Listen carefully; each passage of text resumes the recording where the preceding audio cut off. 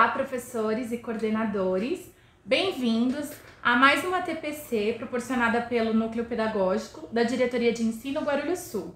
Nós somos os PCNPs, eu sou a Mariana, PCNP de Educação Física, Flávio, PCNP de Geografia e Roberto, PCNP de Língua Portuguesa. O tema de hoje é potencialidade integrativa de um projeto aplicada à contextualização da aprendizagem. Então, na verdade, no quinta TPC, na quinta TPC gravada por nós, estávamos Flávio e eu, nós abordamos o tema aprendizagem contextualizada. E nessa TPC nós exemplificamos, dentro da área de geografia e da área de educação física, que são as nossas especificidades, como trabalhar a aprendizagem contextualizada em tempos de pandemia. Então nós demos alguns exemplos. E desses exemplos saiu também o GESE, o projeto da Diretoria de Ensino Guarulhos Sul, da área de Educação Física, que são os Jogos Escolares Virtuais. E nós percebemos aí então que, a partir disso, nessa TPC, seria interessante darmos continuidade, mostrando para vocês, o nosso objetivo hoje é demonstrar para vocês as potencialidades de integração que um projeto pode proporcionar em outras áreas do conhecimento. Então temos as nossas 3 áreas do conhecimento, que são ciências humanas, linguagens e códigos e matemática e ciências da natureza, além também da nossa pasta do Inova, que tem as disciplinas de tecnologia, projetos de vida e eletivas. O homem não é nada além daquilo que a educação faz dele. Kant. Educar é preparar o indivíduo para a sociedade. É fazer com que ele se sinta emancipado para tomar as suas decisões. E partindo dessa perspectiva, nós observamos que o educar deve fazer com que o aluno tenha sua criticidade. Quando eu falo em criticidade, é fazer com que ele se aproprie dos conceitos, dos projetos que são aplicados e ele veja isso de modo relevante em sua vida. Nós vamos agora falar de projetos, Estamos falando da potencialidade de um projeto dentro da nossa diretoria de ensino, mas acho que é interessante nós pensarmos um pouco, entender um pouquinho sobre do que se trata especificamente o projeto, desde a sua epistemologia até o contexto ao qual nós estamos inseridos. Pensando na literatura educacional, são diversos os autores que têm trazido, durante a evolução do pensamento científico, todos eles afirmam que a palavra projeto deriva do latim. E numa tradução simples, ou seja, pessoal, talvez, seria algo como trazer algo à frente, algo que esteja à nossa frente, projetar algo à frente. Então isso seria o significado da palavra projeto. É importante nós fazermos uma sucinta digressão histórica para falar de projetos, não dá para nós falarmos ele de modo solto. Para a gente pensar em projetos, nós temos que retomar um pouquinho, especificamente em 1916, quando nós temos John Dewey lançando, ou seja, uma determinada escrita, e a partir disso, em 1919, especificamente, William Kilpatrick traz para nós uma outra perspectiva sobre pedagogia de projetos. Então, a união dos trabalhos de John Dewey e o William Kilpatrick vão nos proporcionar o entendimento que nós temos hoje. Surge, então, a tal da pedagogia de projetos. Pensando, é importante nós lembrarmos que essa pedagogia de projetos surge na proposta da Escola Nova. Outra coisa muito importante nós relembrarmos é o contexto histórico. A escola naquele momento era uma escola que estava baseada no modelo fordista, era uma escola que estava pautada em ensinar os estudantes em prol do modelo fabril.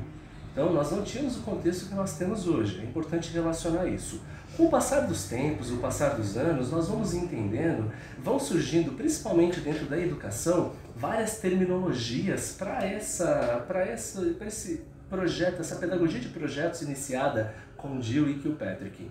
Então surge o trabalho por projetos, o ensino por projetos, a aprendizagem por projetos, a metodologia por projetos, a própria pedagogia de projetos, dentre outras classificações.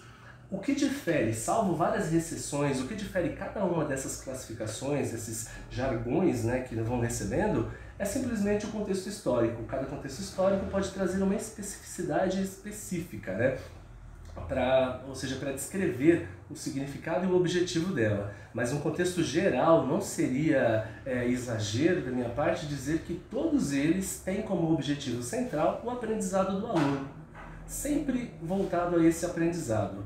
O Paulo Freire deixa muito claro para nós que trabalhar com projetos é extremamente importante, que nada mais é do que nós olharmos a nossa realidade e projetarmos, ou seja, tentarmos solucionar um problema que nós temos agora, projetando para o futuro. Então, vale nós pensarmos que trabalhar com projetos hoje dentro da nossa unidade escolar, ou até mesmo no contexto ao qual nós estamos inseridos, é de extrema importância porque, além de trabalhar, eu posso ter um projeto para trabalhar apenas uma disciplina, os conteúdos dentro de uma disciplina, mas eu também posso ter um projeto que pode trabalhar várias áreas do conhecimento. Eu posso ter um problema específico, e esse problema pode ser uma problemática local, contextualizada, que é o mais interessante, e quando ela é feita nessa perspectiva, ela consegue retomar os objetivos iniciais, tanto do Dewey quanto do Kilpatrick, do William Kilpatrick, que traziam para nós que o objetivo da pedagogia de projetos é fazer com que o estudante seja o precursor da sua prática. E nesse momento, né, de pandemia, de distanciamento social, onde os professores estão aí constantemente, né, buscando atividades, buscando formas mesmo, né, de conseguir atender os alunos, de conseguir engajar os alunos, né, essa busca ativa pela participação dos alunos, o projeto, eu acho que é mais uma ferramenta, né, que pode estar o professor pode estar utilizando para auxiliá-lo, então, para que a atividade dele tenha mais sentido, assim, mais vida, mais significado para o aluno. Sim, e quanto mais, Mariana, quanto mais esse projeto, nós falamos muito da especificidade local, da contextualização local, quanto mais ele fizer sentido, né? Eu evito muito usar a palavra significativo, porque as pessoas usam muito o jargão, é significativo para o aluno, remonta muito à aprendizagem significativa de David Alsbury. Nós não estamos falando disso. Não. Então, em vez de falar significativo dentro da educação, eu falo sempre sentido. Faz muito sentido para o aluno, não que você tenha falado, mas é importante fazer sentido para o aluno e que, de repente, eu pegue um tema que seja uma problemática local. Eu tenho um problema. Sim. E a partir disso, esse projeto ele projeta algo, uma solução, por mais simplória que seja. Às vezes ele nem precisa ser aplicado, mas só a execução e a confecção já faz com que o aluno seja o precursor da sua prática. Até porque a gente fala tanto, né, em protagonismo juvenil, em dar sentido à prática, né? Então é bem interessante. Não, perfeito. E assim... Desculpa, Pro, pode falar. Se eu estiver errado, o senhor me corrija, professor. Mas considerando sentido, muitas vezes o aluno não sabe aplicar aquilo em outro momento. Isso seria o significado, no meu ponto de vista, ele conseguir observar essa linguagem do projeto ou de outras disciplinas em outros momentos de sua vida. Quando nós falamos em sentido, é algo pontual que pode vir a desenvolver o significado na vida dele. Sim, porque aí você tem... Nós temos que parafrasear aí o David Alsbury, né? Retomar a aprendizagem significativa para a gente entender isso. Para Alsbury, ser significativo deve existir o estabelecimento do subsunsor. Então eu tenho um conhecimento prévio e um novo conhecimento. O elo de ligação entre esses dois, então ele tem um conhecimento prévio, que é a sua realidade, e ele tem um problema. A partir desse momento eu tenho um projeto que projeta a solução futura. E ele, ao se tornar precursor dessa prática, vai desenvolver algum conhecimento que vai se ligar com o anterior. Nesse caso, houve essa ligação ao ponto de ampliar, não invalidando o conhecimento local, mas sim ampliando os seus horizontes. Nessa perspectiva, sim, ele foi significativo. Mas tem que estabelecer esse subsunsor, acontecer uma série de fatores, entender como se dá esse aprendizado, né? Como o aluno aprende. Então a gente entra muito em aspectos da psicologia do aprendizado, entre outras coisas. Bem? E aí, como nós estamos falando aqui então da questão de projeto, né, nós, da Diretoria de Ensino Guarulhos Sul, colocamos um projeto em prática agora, né, em tempos de pandemia, como eu já citei lá no início, né, o GESV.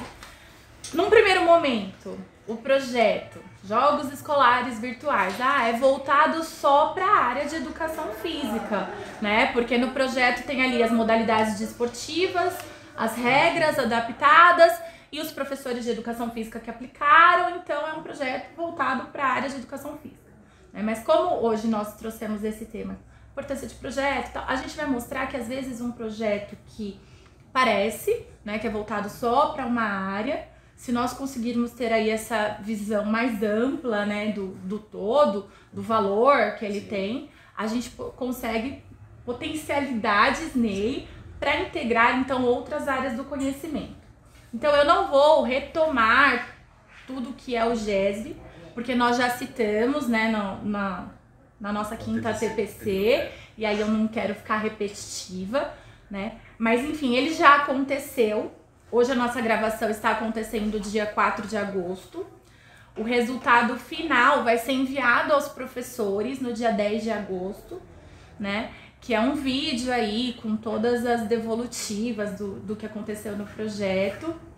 E esse resultado final é um agradecimento por todo o empenho, por toda a dedicação, por todo o envolvimento dos professores de educação física, dos coordenadores, dos professores de outras áreas que nós soubemos que participou também, né?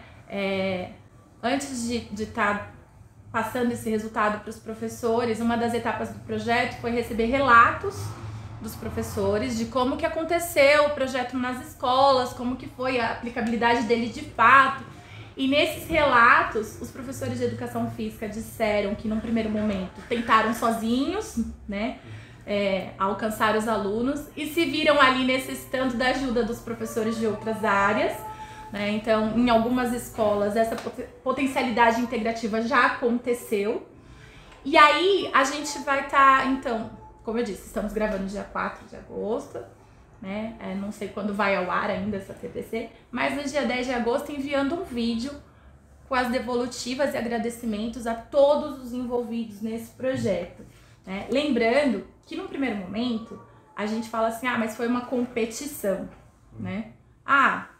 Ele não era remetendo ao GESP, que é uma competição? Então também o GESP foi uma competição. Você vai mandar um vídeo lá só para parabenizar quem ganhou. Sim e não. Sim, porque a proposta realmente tinha, né, esse intuito de competição. Então realmente no vídeo, infelizmente, eu não vou conseguir mostrar todos os alunos. Foram 386 alunos envolvidos nas escolas, na fase de unidade escolar, né, na fase interclasses. Sim. Aí depois tiveram 136, né, vídeos de alunos que vieram para a fase de diretoria de ensino, que é a fase interescolar. E desses saíram 49 primeiros colocados. E eu falo primeiros colocados e não campeões. Porque para mim campeões são todos os envolvidos, todos que participaram, né? Foi um projeto que a gente deixou bem à vontade para participar o professor, que foi um convite, né? O professor que se sentia à vontade, o aluno que se sentia à vontade, inserido ali no seu contexto sociocultural, né? Adaptando. Então, existe a competição, mas ela não é... É importante falar, essa palavra competição, ela remete a algumas coisas que nem sempre são tão positivas. Já existe um debate muito grande na literatura acadêmica, principalmente nas universidades, isso é muito debatido, quanto à questão de competição, seja ela em Olimpíadas, como a que eu ofereço aqui na diretoria de ensino, que é a Olimpíada de Astronomia, seja de língua portuguesa, seja qualquer Olimpíada de educação física ou qualquer área, a de matemática é muito comum também. Existem os pontos positivos e negativos. Então, na literatura, nós discutimos muito o efeito negativo que perder, não ganhar, não ser lembrado proporciona ao aluno. E quando nós falamos de campeão, dá aquela conotação de que um só, eu tenho 500 alunos na escola, um ganhou e os outros 499 que participaram. E aquele aluno que nunca ganhou nada durante o seu ciclo escolar, ou seja, então tem a questão de autoestima, uma série de coisas que são trabalhadas. Então, o legal do GESV é que ele não remete a esse tipo de coisa, porque não há uma obrigatoriedade Geralmente, a literatura discute muito e critica muito as Olimpíadas e as competições na perspectiva da obrigatoriedade.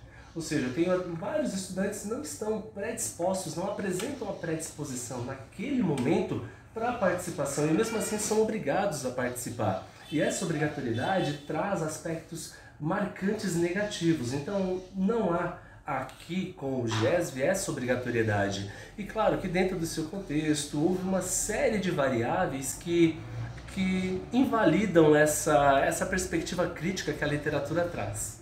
E assim, a participação foi voluntária e diante dos relatos dos professores foi possível perceber que a maioria dos alunos não participam nas aulas presenciais ali, né, na quadra, no chão da quadra mesmo, foram os que se propuseram a participar do GESV, porque eles se sentiram mais à vontade ali, estando no conforto do seu lar, né, com os familiares auxiliando, porque também o GESV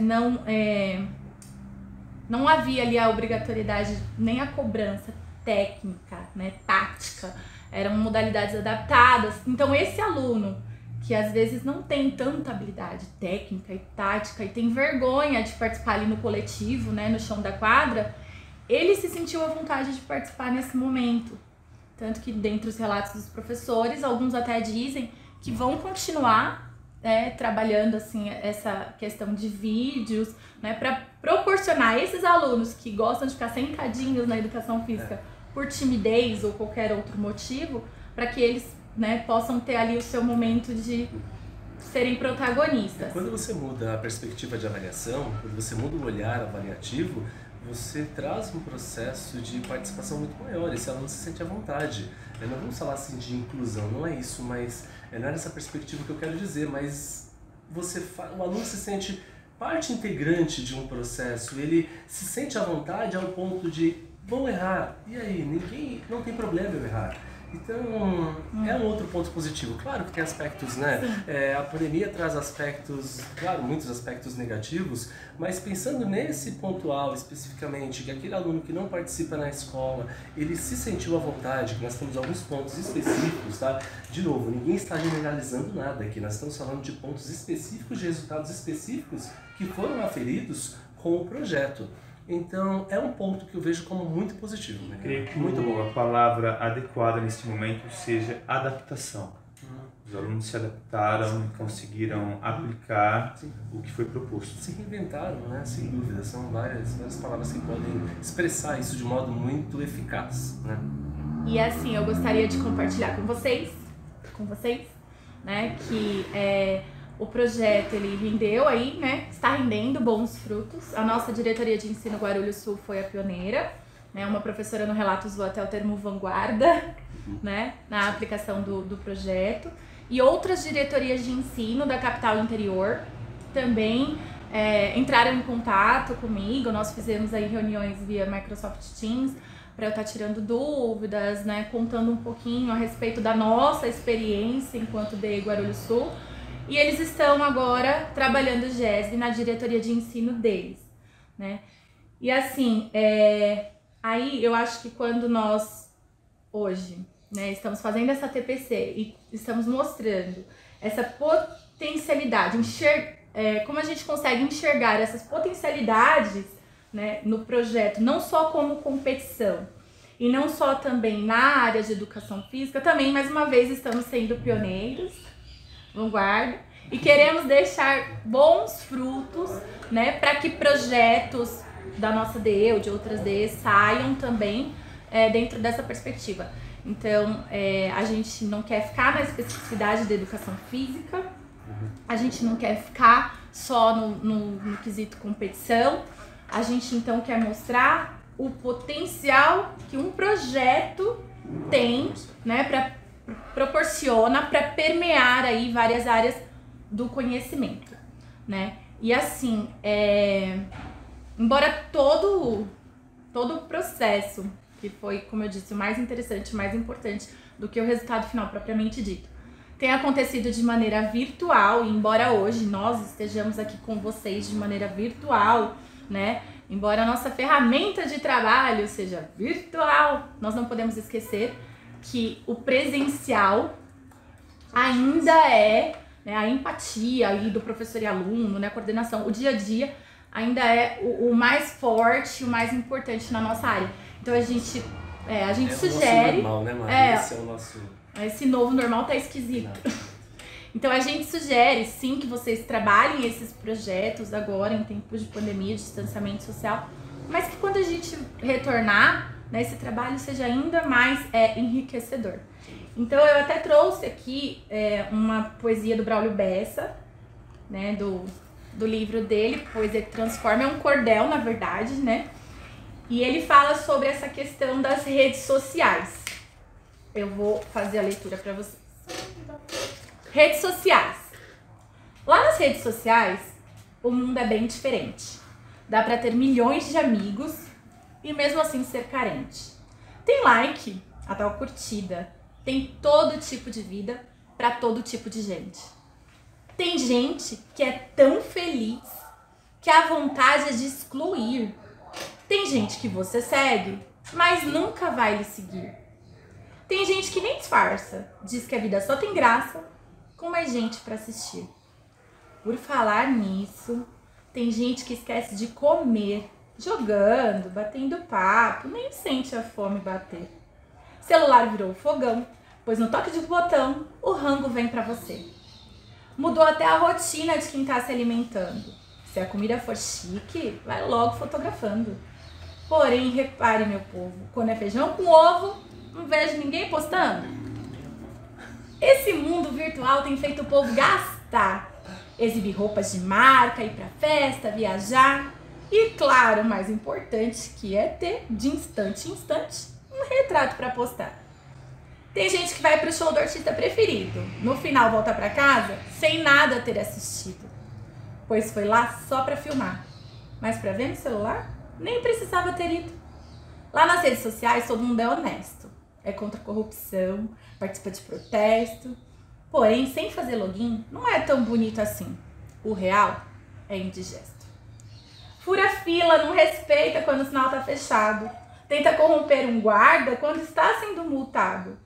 Depois, quando chega em casa, digitando manda a brasa, criticando o deputado. Lá nas redes sociais, a tendência é ser juiz e condenar muitas vezes sem saber nem o que diz. Mas não é nenhum segredo que quando se aponta um dedo, voltam 3 pro seu nariz. Conversar por uma tela é tão frio, tão incerto, prefiro pessoalmente. Pra mim sempre foi o certo. Soa meio distoante, pois junta quem tá distante, mas afasta quem tá perto. Tem grupos de todo tipo de conversa, com assuntos importantes e outros nem interessa.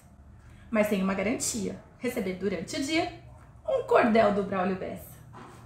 E se você receber esse singelo cordel, que eu escrevi à mão num pedaço de papel, que tem um tom de humor, mas no fundo é um clamor, lhe pedindo pra viver, viva a vida e o real, pois a curtida final ninguém consegue prever. Então, na verdade, eu escolhi essa poesia só para lembrar vocês, né? O quanto vocês são importantes lá na sala de aula, né? Embora a tecnologia seja nossa aliada nesse momento, né? O quanto os alunos sentem falta de vocês e isso realmente só para ter esse momento de demonstrar para vocês o nosso respeito e a nossa empatia, né, com tudo que vocês estão fazendo, se utilizando da tecnologia. Agora, vamos entrar no tema avaliação. Já que a gente falou tanto, né, que ia permear por outras áreas. Verdade. Avaliação, Roberto. Então, avaliação. Como falar de avaliação neste momento de pandemia? Primeira coisa, nós temos que observar que ela deve ser contextualizada e formativa. Nós temos que pensar que os coordenadores e professores devem observar o poder de criatividade, a adaptação e os meios que os alunos têm de se adaptar, né? Acho que a primeira preocupação nossa neste momento é observar o poder de adaptação dos alunos, né? Porque em meio há aulas não presenciais, que os alunos muitas vezes estão sozinhos, eles têm que observar o que primeiro? O seu poder de síntese, o seu poder de adaptação, o seu poder de assimilação, de leitura. Então nós temos que observar, acima de tudo, a articulação entre diversas disciplinas.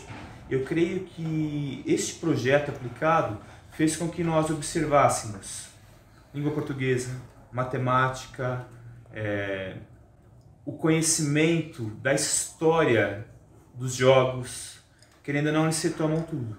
Então acho que neste momento o professor tem que observar esta capacidade formativa. Informa e a partir da informação o aluno se forma. Muito bom. Falando dessas potencialidades, né? Pensando num projeto e pensando em avaliar um projeto, são inúmeras as potencialidades, né? Especificamente.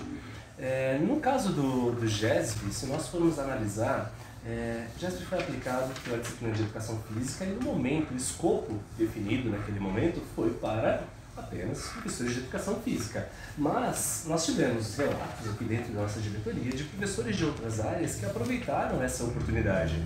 Todo projeto é uma grande oportunidade para todas as áreas. Tá? E cada um de nós, especialistas numa área, podem olhar para um projeto, mesmo que seja de um colega, e enxergar dentro daquele projeto algo que possa ser utilizado dentro da minha disciplina. Tá? É importante nesse momento aqui deixar bem claro algumas coisas. O projeto, eu estou falando de um projeto ser integrado e ser utilizado, abordado por outras disciplinas. Eu não estou falando de interdisciplinaridade. Há na literatura, em trabalhos publicados em congressos, uma grande confusão.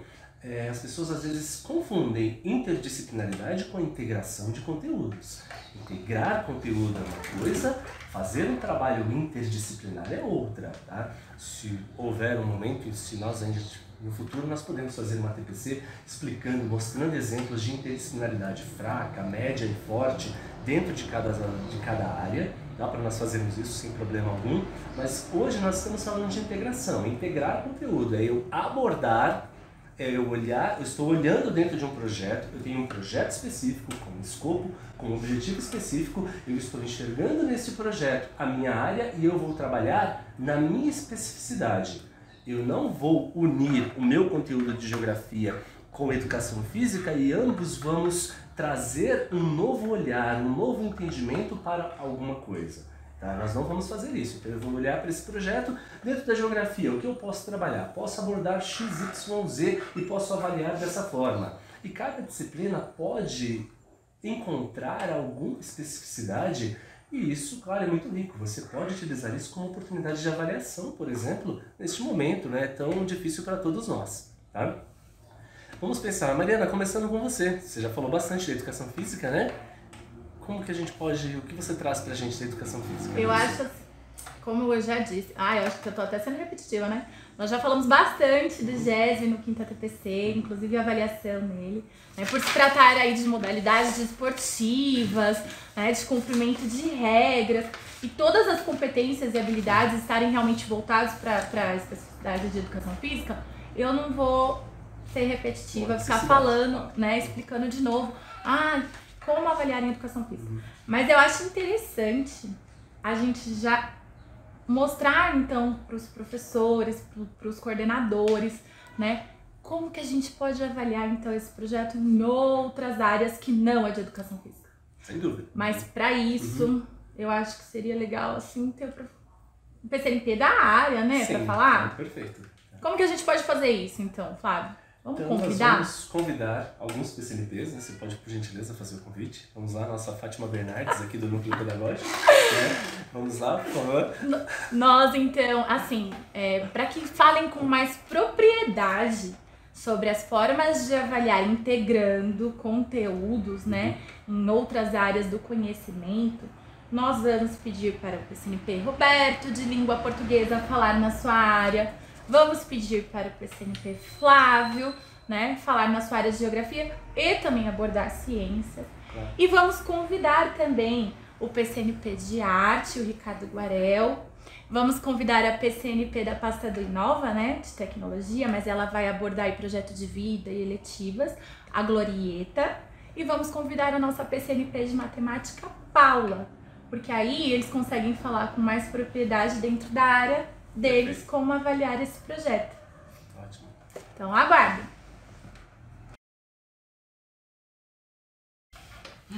Bom, então estamos aqui com os nossos convidados, né?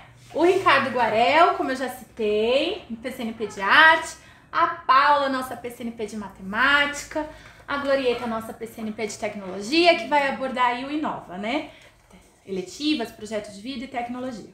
Então, para a gente estar falando das potencialidades de avaliação, as possibilidades de avaliação, eu gostaria primeiro que o nosso PCNP de língua portuguesa, o Roberto, falasse dentro da sua área, da sua especificidade.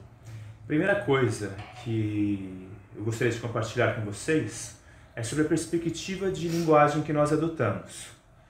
Desde a década de 80, a Azeredo foi um dos primeiros a pesquisar a respeito, embora desde a década de 70 nós estejamos observando isso, é a linguagem em momentos de interação. Aquela perspectiva do sistema linguístico, da língua, somente regra pela regra, embora seja importante nós conhecermos as regras, nós precisamos observar esta regra fazendo um sentido na vida do aluno. Então, para eu iniciar a minha fala, eu gostaria de compartilhar com vocês em um primeiro momento um trecho dos PCNs. Diz o seguinte: segundo os PCNs, volume 1, página 46, a instituição escolar deve garantir um conjunto de práticas planejadas com o propósito de contribuir para que os alunos se apropriem dos conteúdos de maneira crítica e construtiva.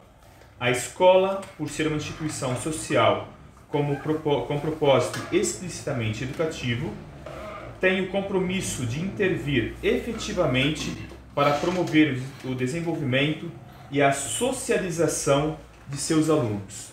Partindo dessa perspectiva de socialização, nós devemos lembrar que isto ocorre por meio da linguagem. Quando nós falamos em linguagem, nós falamos em poder de adaptação, de criticidade. O aluno se torna crítico no momento que ele reflete sobre aquilo que ele está fazendo. E os jogos escolares virtuais desenvolvidos pela Diretoria de Ensino Guarulhos Sul têm mostrado isso, mostrou a preocupação com o aluno socializando, mesmo de maneira virtual. Quero recorrer também a Anastasioia Alves, num livro chamado Ensinagem na Universidade, página 20 e 21, e o livro é de 2015. Elas dizem o seguinte: no processo de aprendizagem, o envolvimento dos alunos em sua totalidade é fundamental. Além do o que e do como, pela ensinagem deve possibilitar o pensar, situação em que cada estudante possa reelaborar as relações dos conteúdos por meio dos aspectos que se determinam e que se condicionam mutuamente, numa ação conjunta do professor e dos alunos, com ações e níveis de responsabilidades próprias e específicas, explicadas com clareza nas estratégias selecionadas. Quando falamos em linguagem, quando falamos em adaptação, nós devemos pensar como o professor está fazendo a intermediação do conteúdo que está sendo desenvolvido. Nos jogos virtuais, nós observamos que os alunos procuraram se adaptar de acordo com o contexto em que eles estavam inseridos. Mesmo sem uma bola, vamos dizer assim, eles adaptaram meias, adaptaram bolinhas de raquete. Quando nós falamos em educação física, nós devemos lembrar que ela faz parte de códigos de linguagens. Então, quando é o poder comunicativo, o corpo fala. Nós não devemos observar somente o aspecto linguístico, nós devemos observar como que o aluno interage por meio do aspecto linguístico e por meio do corpo. E Roberto, eu acho importante salientar também como as regras foram enviadas para os alunos fazerem a leitura, né, a partir do momento que eles leram, houveram diferentes interpretações e entendimentos, né? Tanto que aí, às vezes, os vídeos chegavam pro professor e o professor pedia pro aluno refazer, porque não, mas não era para fazer X, era para fazer Y. Ah, professor, mas eu li lá e entendi. Então, assim, as interpretações também são diferentes. A gente percebeu até nas diferenças da realização das atividades no vídeo, Sim. né? O processo de leitura, ele tanto pode ser a minha relação com o texto em si, como a minha relação com o mundo. Isso. A relação do aluno com o mundo, ele interpreta de uma maneira determinada, de acordo com o contexto que ele está inserido. Agora, o que nós observamos? A relação do aluno com o processo de leitura em relação ao texto, nós observamos certas fragilidades, vamos dizer assim. Como? Observando isso que você acabou de pontuar. A dificuldade de interpretação. O processo de leitura requer, primeiro momento, aproximação com o texto, requer entendimento. Eu leio, mas será que eu estou lendo aquilo que o autor, que o criador do projeto, vamos dizer assim, propôs? Ou será que as minhas intervenções, os meus conhecimentos prévios estão prejudicando o meu conhecimento em relação àquilo que está sendo dado? E até as intervenções, naquela perspectiva realmente de os alunos mais competitivos, a gente percebe, né, de querer ganhar. Então, por exemplo, na prova lá do arremesso no balde, estava escrito que o aluno tinha que arremessar a bola, buscar, voltar ao ponto de partida, arremessar de novo, buscar, e em 30 segundos, quantos arremessos ele conseguia, né, fazer ali no cesto, no balde. E vários vídeos, o aluno se utilizou de ajuda. Alguém mandava a bola de volta para ele. Então, assim, é como se ele anulasse essa parte do texto que diz que ele tem que buscar a bola. Porque ele pensou o quê? Nele, né? Não, mas peraí, se eu fizer assim vai ser mais rápido. E às vezes nem foi, às vezes não foi por maldade, por falta de idoneidade. Foi realmente... a preocupação deles, às vezes, está só em trechos do texto e parece que eles deletam outras partes, né, Roberto? Sim, geralmente o ser humano faz isso muitas vezes, né? O ser humano, ele, principalmente quando tem algo que você está competindo, deleta, né? Nós deletamos determinadas informações que sabemos que nós não vamos chegar àquilo que queremos. E que não é por mal, né? Não é por mal. É intrínseco. É próprio. De repente ele entendeu, mas no momento que ele estava julgando, ele falou assim, eu vou fazer de um modo mais rápido. Fazer de um modo mais rápido. Mas assim, quando eu falo em linguagem, eu falo de uma maneira ativa. É o aluno se relacionando com o contexto que ele está inserido. Quando você fala sobre isso que aconteceu, a gente observa o quê? O aluno, a linguagem do aluno é uma linguagem dinâmica, prática. Não é ele não olhou somente a regra. Ele observou e aplicou e adaptou ao momento que ele estava. As facilidades. As facilidades, exatamente. Certo. Muito obrigada, Roberto. Por isso. Então, em língua portuguesa, ó, tem muito que ser avaliado aí. Olha só, desculpe, professor. A gente pode observar, por exemplo, o aspecto da introdução do projeto, o aspecto do desenvolvimento, da conclusão, as regras, o tipo do texto, o gênero do texto. Tudo isso é algo interessante para se observar.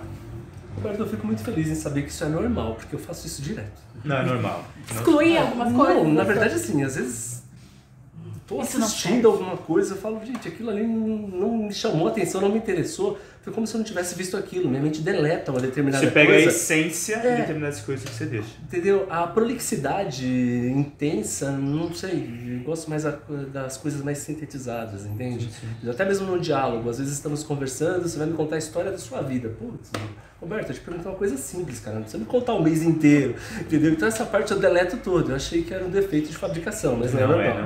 Não é. É algo dinâmico. Eu faço exatamente, a Paula eu faço direto. Sabe, não tô prestando atenção. Tô desligado, tá em outro momento. Desculpa, Paula. Isso é interessante, por quê? Porque às vezes a gente pensa que os alunos estão dentro de uma caixinha. Na verdade, os alunos se apropriam da essência do texto, se apropriam de acordo com o conhecimento deles. Sim. De acordo com o conhecimento deles. E na hora de aplicar, que você observa as lacunas deste processo de leitura e interpretação. E também tem a questão das, como é que eu posso falar? Das inteligências múltiplas, né? Sim. Tem o aluno que é sinestésico, Auditivo, auditivo, visual. visual. Então, por exemplo, a gente também conseguiu perceber que teve professor que gravou o vídeo, o professor realizando a prova, para enviar para o aluno, para mostrar para o aluno como ele deveria fazer, porque só com a leitura ou só com o áudio do professor, ele não absorveu a ideia, ele precisou ver o professor realizando. Então aí são as diferentes inteligências que nós temos também. Né? Muito bom.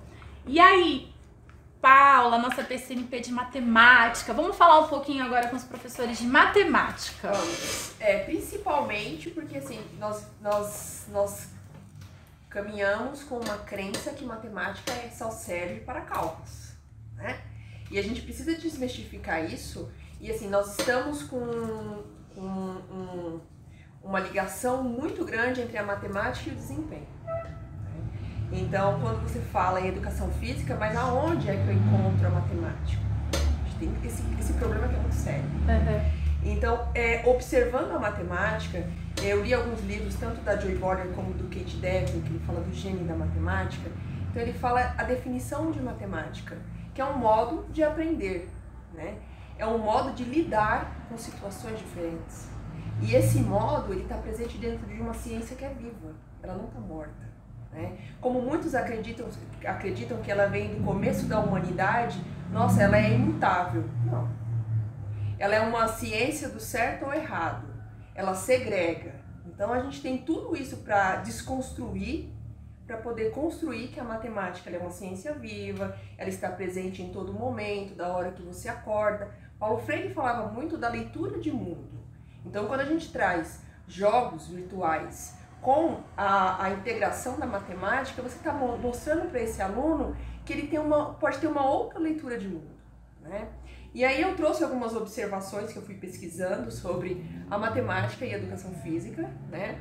E eu trouxe uma frase da Joy Boller, que é um livro que eu acabei de ler, Mentalidades Matemáticas, que eu acho que é bem interessante, que ela fala que ninguém nasce predestinado à matemática e nenhum cérebro é matemático. Então todo mundo é capaz de aprender. Né, dos jogos virtuais até uma derivada, uma integral. A gente tem que aprender que nós somos capazes, tanto como professor, como coordenador, como aluno, né, independente do lugar em que nós estamos, nós somos capazes. Né? E é bem interessante porque eu fui lendo muitas coisas e algo que me chamou muito a atenção é que em 2016 a Austrália e Nova Zelândia colocou na equipe deles de Olimpíada uma equipe de matemáticos. Então, tudo o que acontecia, eles calculavam que era para dinamizar, né? E para eles serem mais competitivos. E eu fiquei pensando, isso não é divulgado, porque é uma matemática que está oculta. Né? Para que eu uso matemática? É só certo ou errado? É só conta? É lista de exercício? Então, existe essa crença dentro da matemática, que a gente, como professor, né? A gente precisa quebrantar essa crença, porque ela serve para muitas coisas. Né? Ela é o princípio de tudo. Né?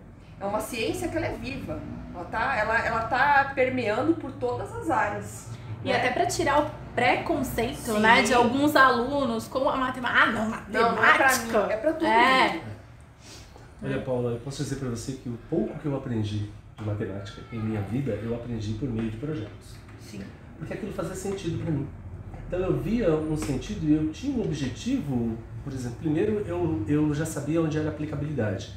Um dia um professor chegou para nós e disse: eu quero que vocês calculem a altura descubram a altura desse poste.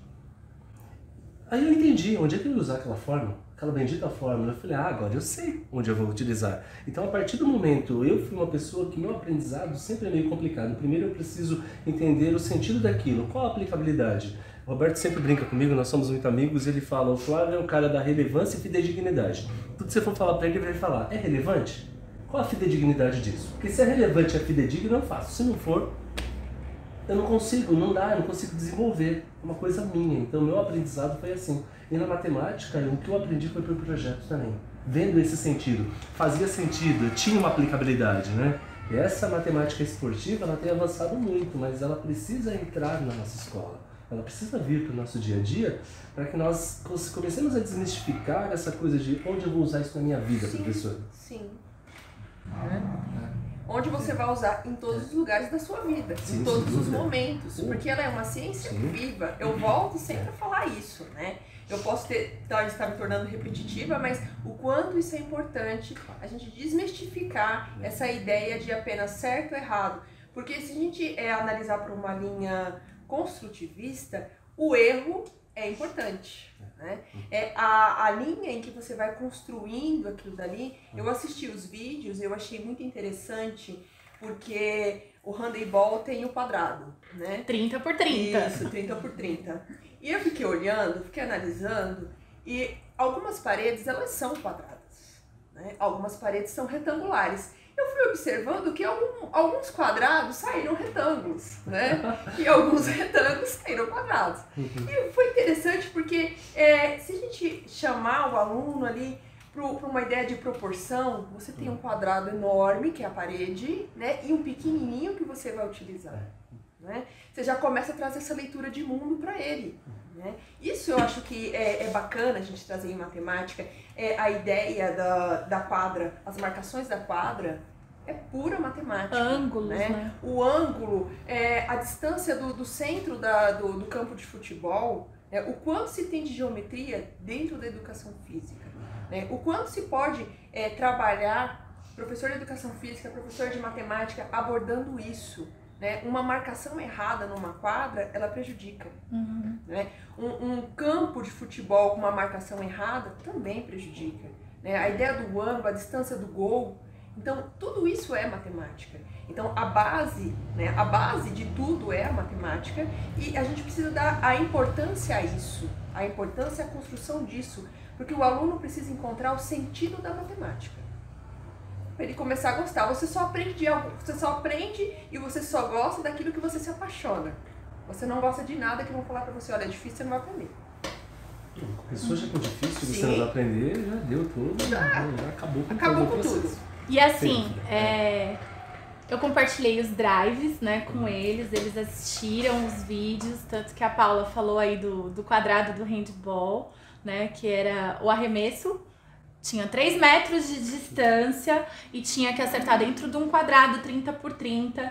Então eu pedi, Paula, dá uma olhadinha nos vídeos, vê aí como que pode ser uma avaliação na matemática, porque a gente fala muito de, 3 metros de distância, o quadrado 30 por 30. No salto, né, no atletismo, no salto em distância, o aluno tinha que medir a distância do ponto partido até o calcanhar, quanto que ele conseguiu.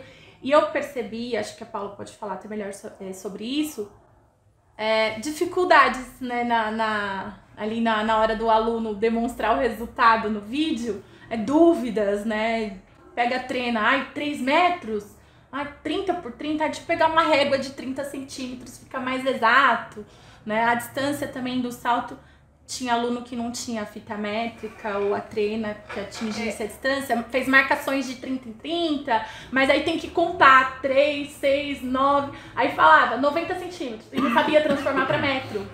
Então aí eu falei, vai ser interessante, né, convidar uma PCNP de matemática para estar falando com mais propriedade sobre isso. O quanto existe a importância da medida, né? Eu fui observando isso e sempre ali os assistentes, né? Puxava lá a trena. E é interessante porque a gente volta na ideia do Paulo Freire como leitura de mundo. Né? Você pega o pedreiro e fala para ele que é um piso com 45 graus e ele sabe. E se você bater ali o transferidor, tem 45 graus, né? E eu fui percebendo isso, as marcações no chão, 30, 60, 90 e agora? Quantos metros isso vira? Mas é nessa naturalidade que a gente tem que construir com ele conhecimento matemático, né? Porque e agora? Realmente e agora? O que você vai fazer? Você tem um problema para você resolver, né? E você precisa de um conhecimento matemático para você somar, né? Ter essa ideia. Eu achei muito interessante, né? E a participação dos alunos, dos assistentes. Eu fiquei encantada. Os familiares Então, torcendo. assim, Vai, você consegue mais um! isso! É. Obrigada, Nada. Paula. Muito. Nossa, gente, tá muito rico isso aqui. Tô aprendendo muito. Pra continuar, então, vamos agora abordar a geografia com o nosso PCNP Flávio, que também vai falar um pouquinho das ciências, né, Vou Flávio? falar também da tradução paralelo. O que a geografia vai abordar nessa perspectiva do GESB tanto tem relação com a matemática, né, que a gente entra no aspecto da cartografia em si, desde o espaço geográfico até eu pensar em traçar eu definir esse espaço geográfico a partir de um processo cartográfico, né? E para isso eu preciso trabalhar a escala, posso pedir para ele fazer uma planta do local utilizado para fazer as atividades. Para isso eu vou remeter à matemática para entender o conceito de escalas, vou trabalhar esse aspecto macro e micro, né, para que ele consiga compreender o que você falou, essa proporcionalidade entre várias coisas. São muitas as especificidades, né? Quando posso abordar dentro das geociências, né, não só a geografia com as ciências, a questão também do uso que eles dão à reutilização de materiais, tudo que eles vão reutilizar e todas as adaptações que eles fazem para isso, Questão do né? meio ambiente, Sim, né? a questão do meio ambiente pode entrar na parte das ciências, a gente pode até fazer uma interprofissionalização com o sistema empresarial pensando nos 5 R's. Quando nós temos aqueles alunos que fizeram a bola lá com um monte de jornal ou seja, reutilizaram diversos aparatos, né? Eles construíram aparatos, né? Porque ninguém tinha um aparato oficial específico. E dentro disso nós estamos dando uso àquilo que seria descartado. Às vezes até de uma maneira imprópria.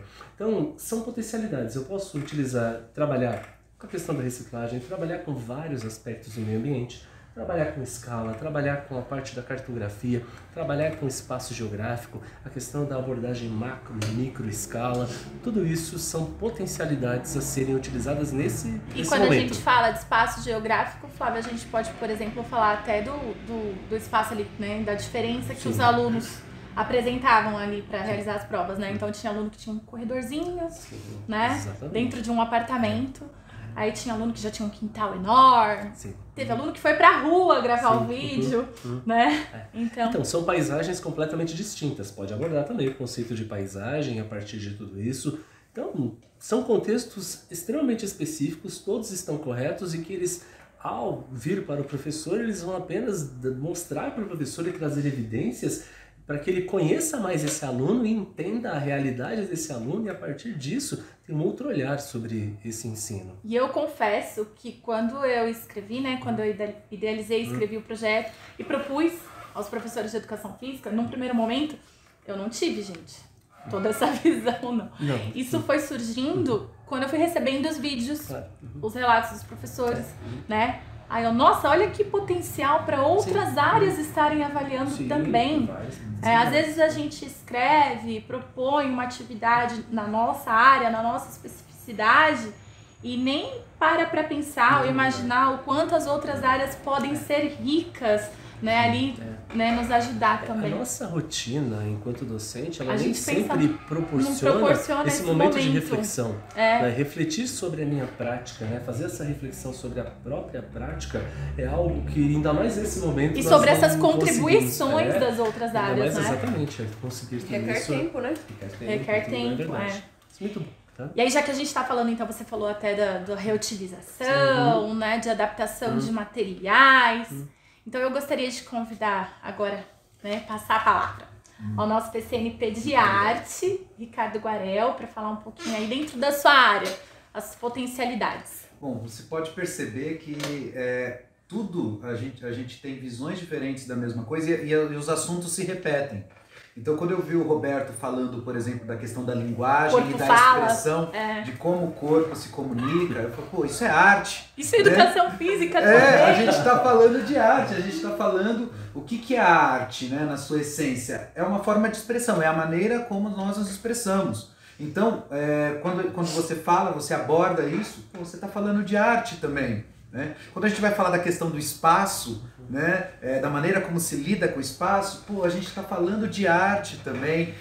A gente vai falar, por exemplo, das formas, né, das formas geométricas. Da geometria. Da geometria, a gente está falando de arte, né?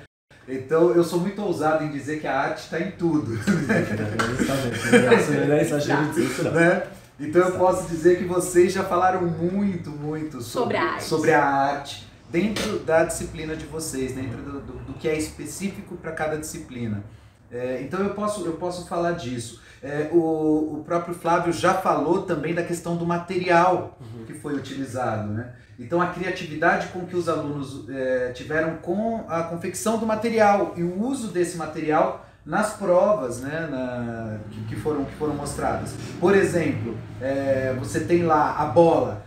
Então, não tinha uma bola em casa, então fizeram lá uma bola com papel, né, usaram fita. Eles construíram um material, eles transformaram o material, ou seja, eles pegaram um material que a princípio não era para ser usado para isso e transformaram.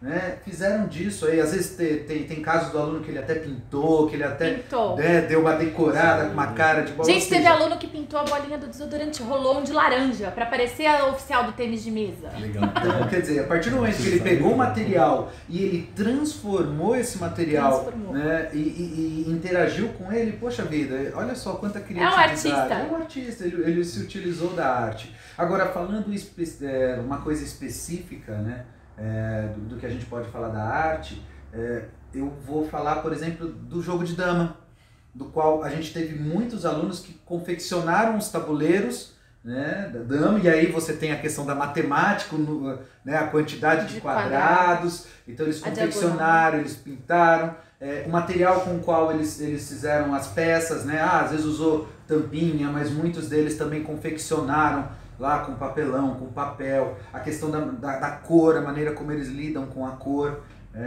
Então tudo isso, né, a gente pode avaliar através da arte. A gente está entrando agora no terceiro bimestre e na disciplina de arte a gente vai falar de teatro. Então a maneira como esse aluno ele se expressa, né, nos jogos, nos exercícios, como eles interagem com seus ajudantes, né, que são seus familiares, seus amigos, né? Então a maneira como eles interagem, a maneira como eles se expressam, se comunicam, isso também está ligado à linguagem teatral, está ligado à linguagem da expressão, da forma de se comunicar. Então existem inúmeras maneiras do professor de arte trabalhar junto com a disciplina de educação física ou com todas as disciplinas que estiverem aí participado aí do GESV, ou que já de repente não participaram do GESV, mas que isso sirva de inspiração para que os professores façam essas atividades, né?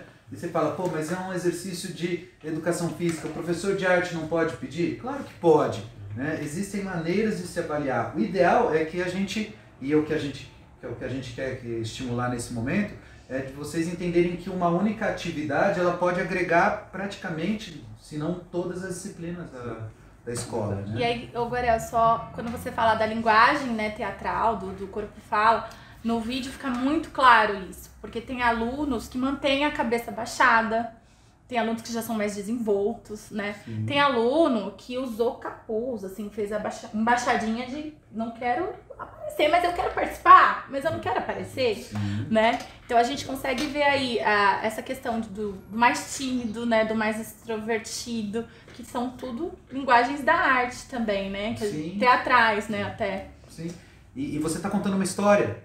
Né? E quando você conta uma história, a gente está falando de arte, né? Gravou um vídeo lá com começo, meio e fim, então a gente está falando da linguagem cinematográfica, claro, na sua essência primordial, porque se a gente for pegar a linguagem do cinema, os primeiros vídeos que existiam, né, não eram histórias roteirizadas como a gente tem hoje, e sim gravações do cotidiano, do que as pessoas faziam no seu cotidiano. Então a gente volta lá na essência do cinema, que eles estão fazendo. O cotidiano. Tá lá, né? Relatando o cotidiano. Quando você aborda a questão da confecção do tabuleiro, as tintas que utilizaram, apresenta um potencial muito grande, não só de integração, mas interdisciplinar com química, tá? Com essa confecção, né? Com essas misturas, uma série de coisas. Sem contar que nós não estamos abordando algumas disciplinas que nem precisa, como por exemplo a física. Eu não tenho habilidade e competência para falar sobre, mas eu sempre amei. Aprendi pouca matemática, mas eu sempre amei muito física, e a física apresenta potencial no GESV aí, sabe, incalculável, sabe? São inúmeros os potenciais e formas de abordagem que ela pode trazer também. Sim. Muito obrigada, Gorel. Mais uma aprendizagem, gente. Projeto tá demais, né? Desculpa. Tô brincando. Fátima Bernardes já tá... Subiu a cabeça. Bom, vamos continuar. Agora nós vamos convidar a nossa PCNP Glorieta de Tecnologia, mas que também vai abordar aí todas as disciplinas do Inova, né? Vai falar um pouquinho aí das eletivas, do projeto de vida. Como que a gente pode utilizar, então? Quais são as potencialidades?